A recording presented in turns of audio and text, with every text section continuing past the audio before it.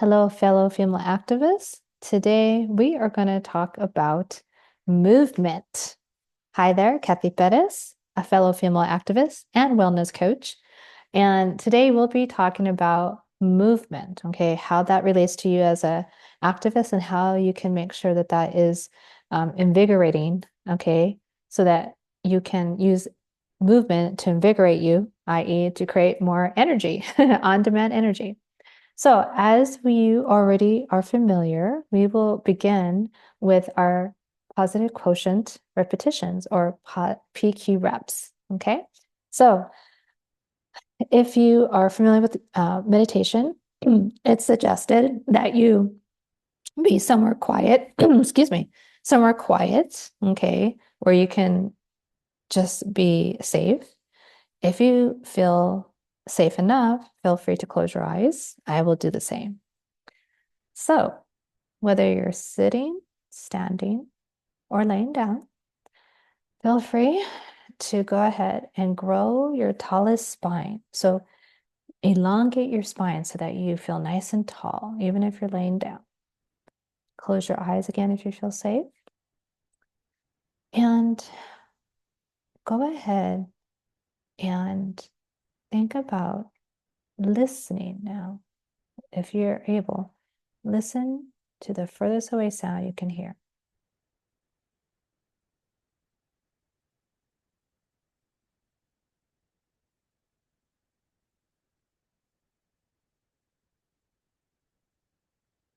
Now go ahead and listen to the closest sound you can hear. That may be my voice. It could be tinnitus, like I have. What's the closest sound?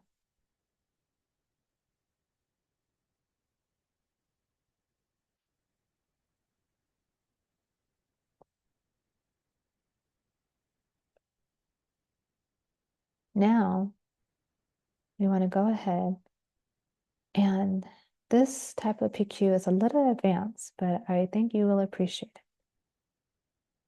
Keeping your eyes closed if that is okay with you. What I want you to do is just concentrate on your breath. Don't change it. Just let it flow naturally. And every time you do have that breath, think breath. So we want to keep our attention on our breath. And every time you drift away from breath, simply and gently bring yourself back to breath.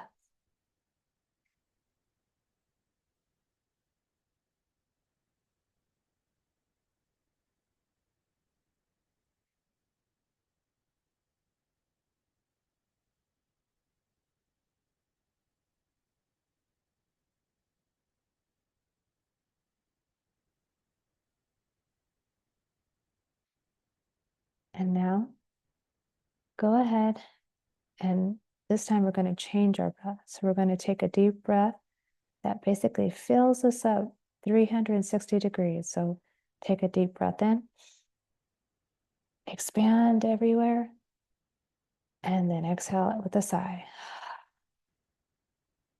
One more time. Make yourself round with that air. Inhale. And then let it exhale out with a sigh. Go ahead. Blink your eyes open when you're ready.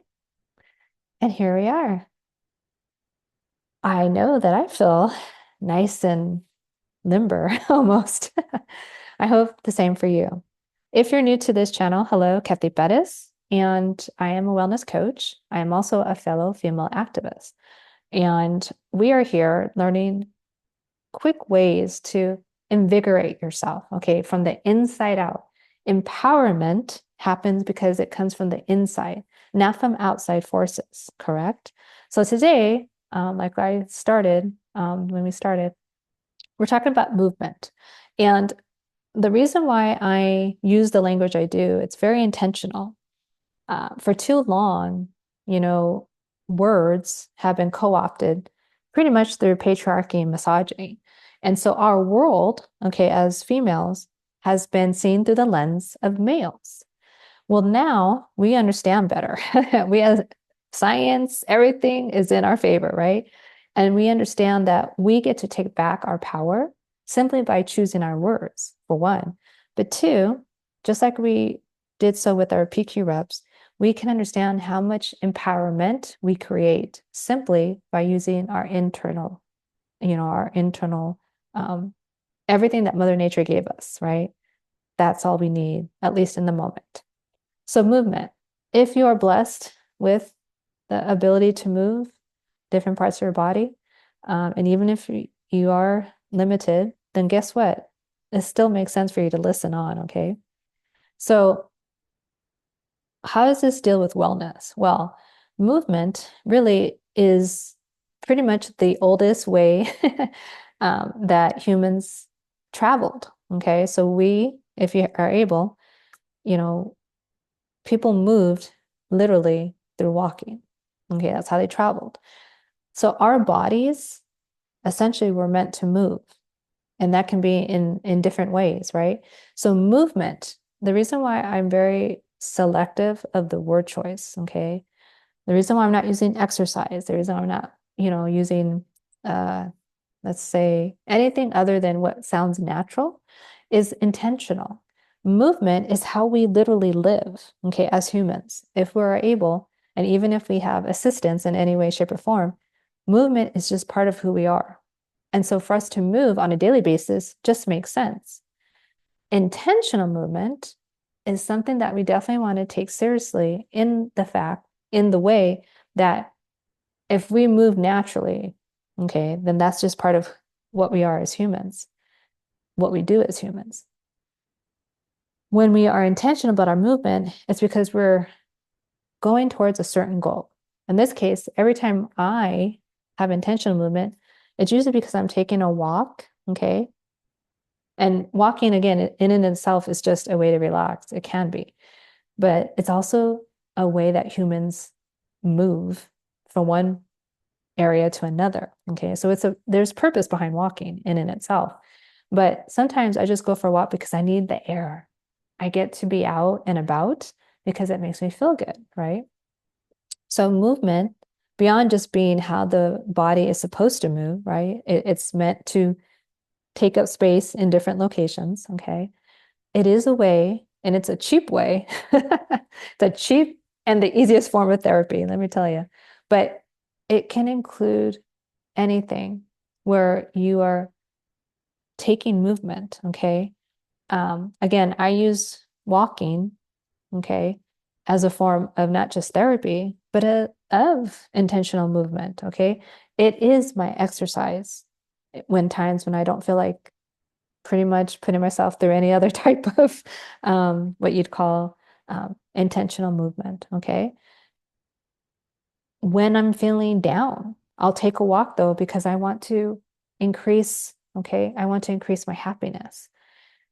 When we move, okay, especially when we have intention behind it, then oxytocin, so we have hormones, a ton of different hormones, right? But we have our happy hormones. So oxytocin and dopamine, they are released. Get this. Here's a reason to move. When you hug someone for minimum 20 seconds, and that sounds like a long time because it technically can be. Most of us don't hug very long, but if you hug someone for up to 20 seconds, we start releasing oxytocin, the two people, right? That's remarkable, but that's human connection. That's what movement towards someone can do for you, right? So in that same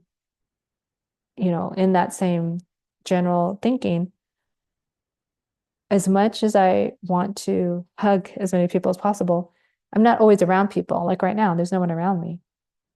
But by moving my body in any which way I want, I can create happiness, right? And it's all internal. It's from the inside out. It's not reliant on anything outside of myself. That's the beautiful part of all this. So it's even been explained and even proven that in different trials, clinical trials, the hormones, right? The natural hormones, our happy hormones, are actually more potent than any pharmaceutical equivalent. That is remarkable. I say that because I want you to understand the importance of movement. And again, if all you ever did from this day forward, let's say you're not very active, okay, other than as an activist, maybe you go and, you have a day of activism, or maybe you get to move around a lot simply because maybe you are, let's say in a labor union, right? And you get to go talk to a lot of different people and in a lot of different places, yada, yada. So at the very least, you're walking around, and that's awesome. So think about it this way. The more you move, when possible, when it's, when you're able to, the more energetic you will feel. Okay. So as I record these videos, I'm not sitting down. I don't know if you can tell, but I am standing. There's a reason for that. Because one, I talk with my hands, if you haven't noticed already, and I feel stronger. I feel more alert because my energy is literally coming up, okay? From my feet grounded into the earth, even with shoes on. But the idea is when you are standing, right, you are sending energy into the ground as well as the energy is coming back up. And so I have more energy for a longer time when I am upright, okay, and when I am moving. Movement is just our natural expression of who we are, okay? And it can keep us really, really centered. When I am in my movement practice, that could be yoga, that can be strength training, that can be walking outside, swimming, whatever it is, whatever you like to, how you like to move your body, that then puts me into a flow state. All of us are familiar with the flow state. Flow state, let's say you are a professional athlete, okay? They are in the flow state when they are practicing, when they are thinking about visually, how am I going to make this happen? Like, how am I going to be the best, right? How am I going to get that gold medal? Blah, blah, blah, blah.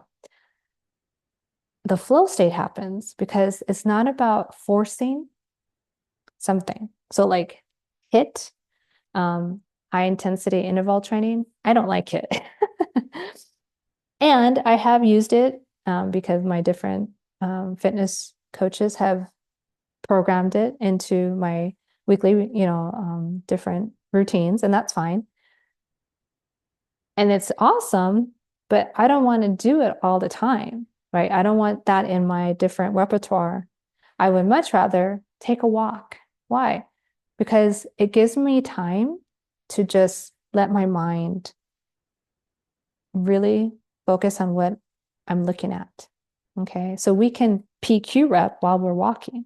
I mean, in a HIIT interval, you're just trying to survive and you're taxing your body on purpose. That's a given.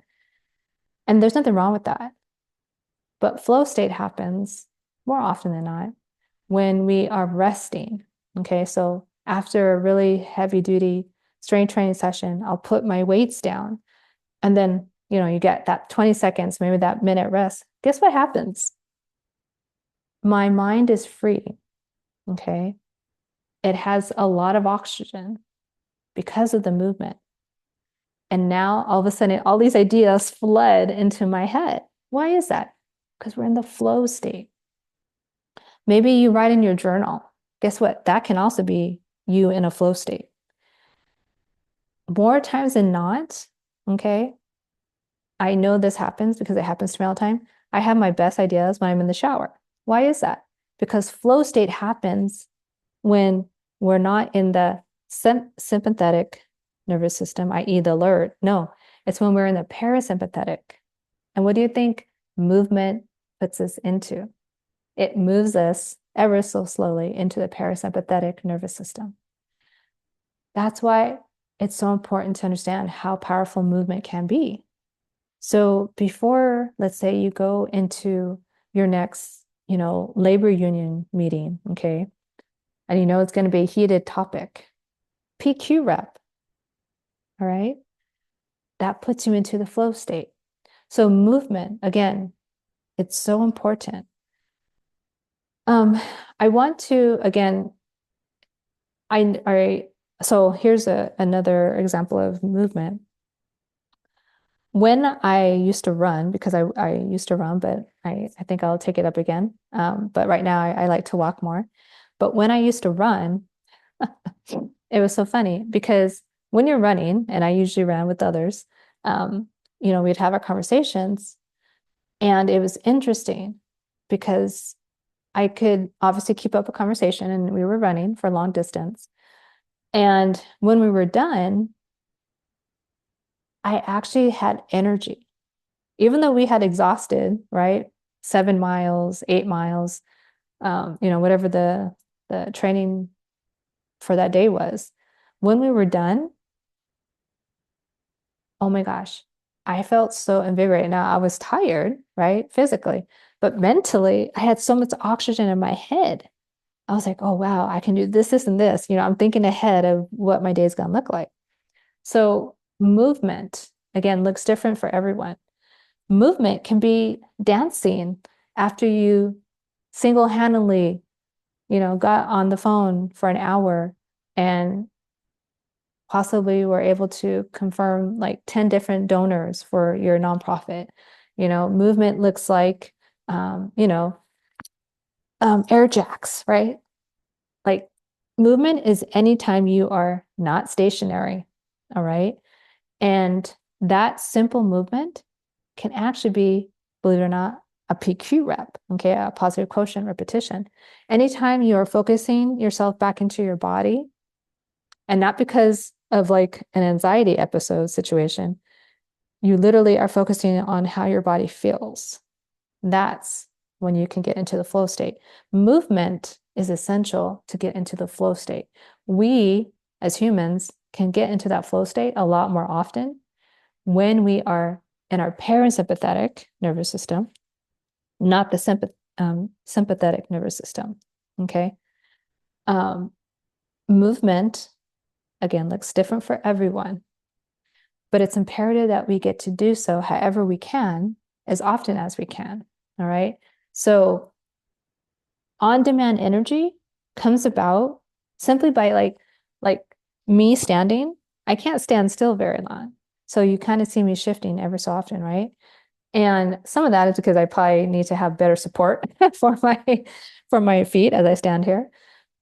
And it also is because I know that I want to feel the energy rising. Okay. So I do have a daily movement practice. Is it like hardcore every day? Absolutely not. A movement practice can literally be maybe I take a walk every day after breakfast or before breakfast. It can be maybe I stretch right after I get up. Like I'm awake in bed. I haven't gotten out of bed, but I have a little stretch session for 5 minutes. That can start your day off on such a different foot than if you just kind of wade there and let the snooze go, right? I would tell you something.